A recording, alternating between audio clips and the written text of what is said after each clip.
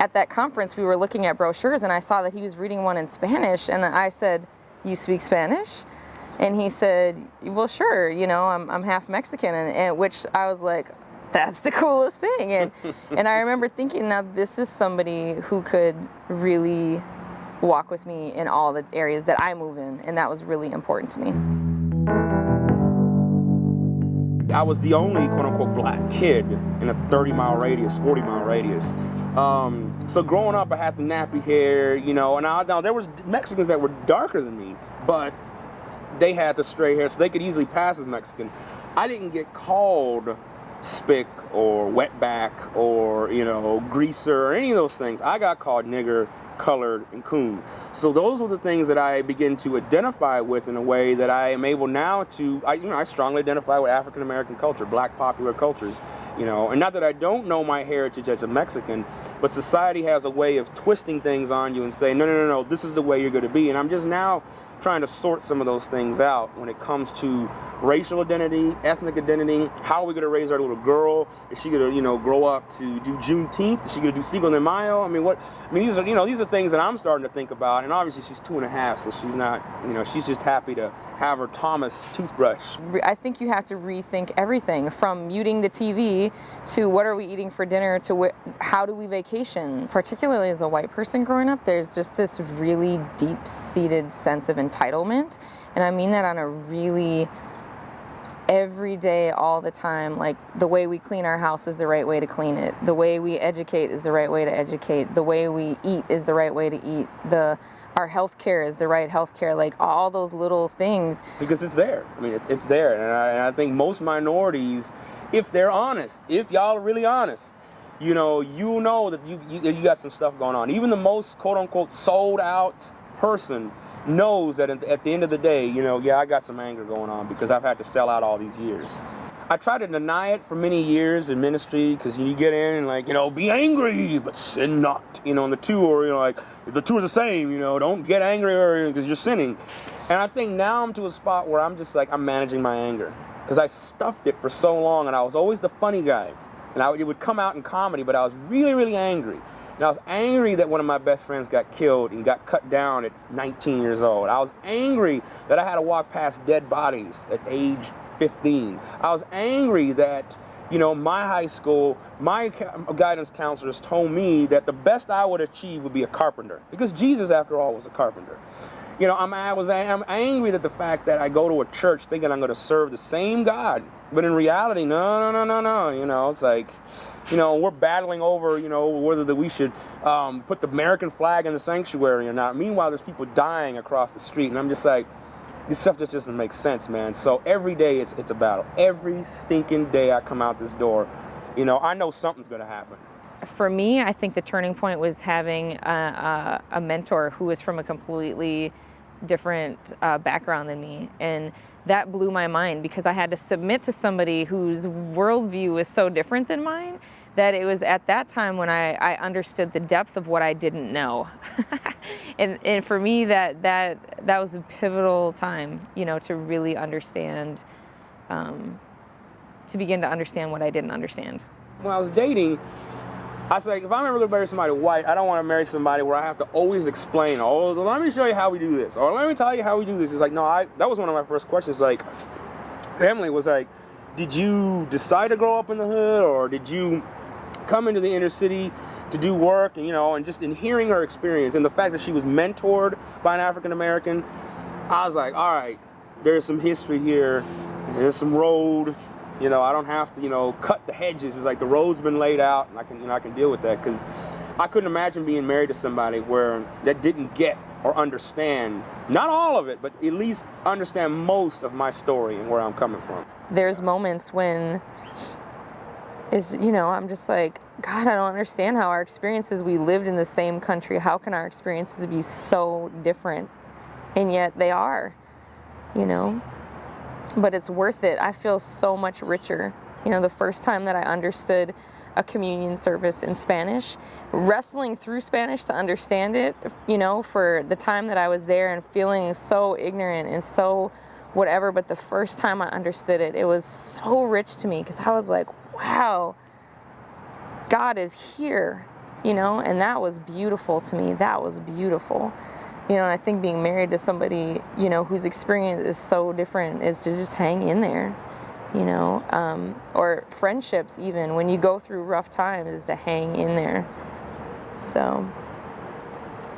Man, I mean, it's so deep. I mean, I just think, you know, the reality is that it is. I mean, anytime you cross anything, cross culture, cross ethnic, cross class, it's going to be hard because there are so big a differences. And sometimes, you know, it's like you think, well, should I share this? Should I not? Because sometimes it feels overwhelming to me. It's just like, wow, that these things really happen. I mean, now it's easy to say, okay, yeah, I got my degree, and, you know, things look a little bit nicer now.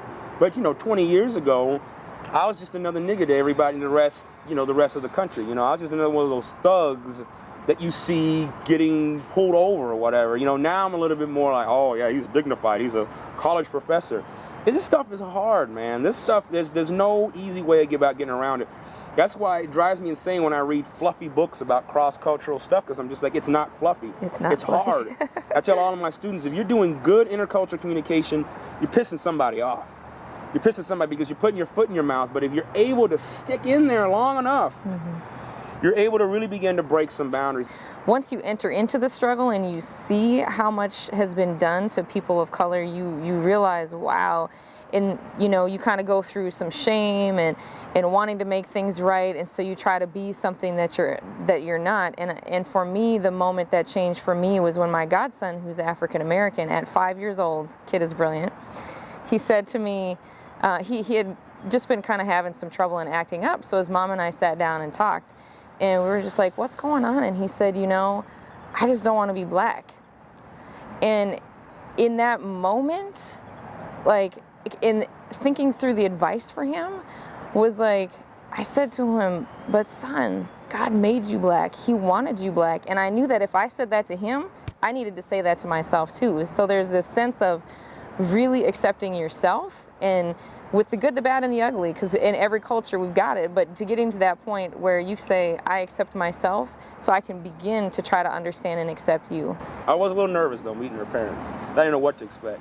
You know, growing up in Texas, where, you know, to give you an idea of where I grew up in 6th grade, we had a Halloween. I tell the story a lot. People, it's hard to believe it. This happened. This was only 20 years ago.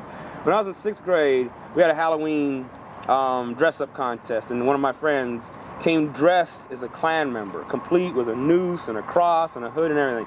His brother won first place, all right, in the Halloween dress-up contest. First place. That's just to give you an idea of the ethnic racial climate growing up in Texas. So I was very nervous, to say the least, about meeting, you know, white parents. I'm like, what are they going to say? What are they going to do? But it was just very welcoming. The only one who tripped was Uno the bird. I was the only Uno one. the bird, because he had never seen a black person in my parents' house. That bird was So tripping. the bird, he flipped out. Oh, it was tripping. Oh, and my nephew. The Yeah. first time, because he didn't hang around a lot of black folks. So Yeah. first time he saw him, he cried too. Yeah, he cried But too. they're all over it Yeah, now. we're best chums now. I think my family has had a little bit harder of a time adjusting. My grandmother, not my biological grandmother, the lady I call my grandmother, she's my aunt biologically, but she raised me like a grandmother. So she was cool with it. I mean, she was cool from the get-go. Although she wanted grandkids like on the spot, but you know, what family doesn't? But my mom, I think, has had a little harder time adjusting to Emily being white. And my mom grew up in a different era. You know, she grew up in the 60s. She was a strong Latino woman, but she just grew up in a time when, you know, America just wasn't in a spot to really accept, you know, a lot of interracial stuff. So it was really about staying within your own. You know, oddly enough, though, I mean, I'm a mixed ethnic identity, so I got, you know, African American and Mexican American in me. But all that to say, you know, that was more acceptable than, you know, dating outside, you know. So it was just interesting, you know, growing up and dealing with those type of things. For me, you know, because I always just seen the negative side. You know, this is the blunt end of racism. But now to see that a family that has embraced me, that has loved me, that has sat and broke bread with me, come out to graduation, and I mean, they love me as their own. That's a good experience for me. I needed that. Now I'm able to see some different constructs, and I do have to open my mind, you know. So I'm the only person of color in the family picture. I remember one time a student told me, he was like, "Oh, that's so sad." And I was like, "No, it's not. I'm cool with that. It's good." Because I'm able to have conversations now with people that I would have never been able to have conversations with before. But now, because I'm in that proximity and I'm in that space, now we almost have to have those conversations. And we have to get involved, and we have to. And that, for me, it's the same thing I tell students. It's just like, this stuff is never going to make sense to you until you go out and experience it.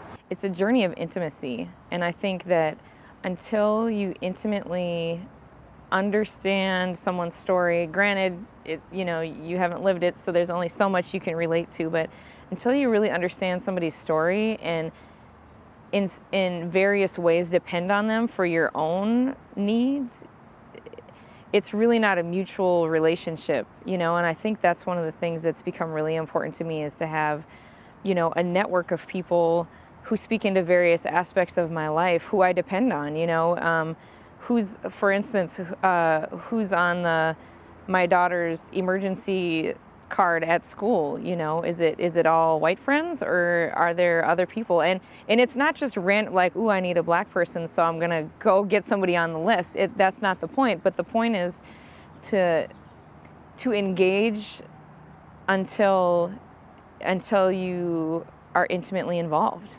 And not just in giving, but in receiving. I think that's the even more important key, is until you are as intimately involved in receiving from someone as you are in giving, there's still work to do, And even once you hit that spot where there's mutuality, then you'll hit conflict.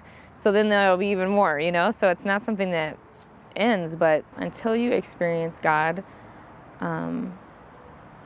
from a different point of view, you're missing out on this most beautiful, incredible experience. To understand the God of gospel music, this liberating Jesus, is such a different Jesus than I grew up with. To understand God in Spanish was such an awesome experience. And to realize that this God that for me has looked this one certain way, to realize that He's so multidimensional, He's so multifaceted and so beautiful, and you can't possibly stop learning, because there's so many different ways that people experience Jesus. Like, you're just poor. You're poor until you understand Jesus from a different point of view. Be rich. That's what I would say. Be rich.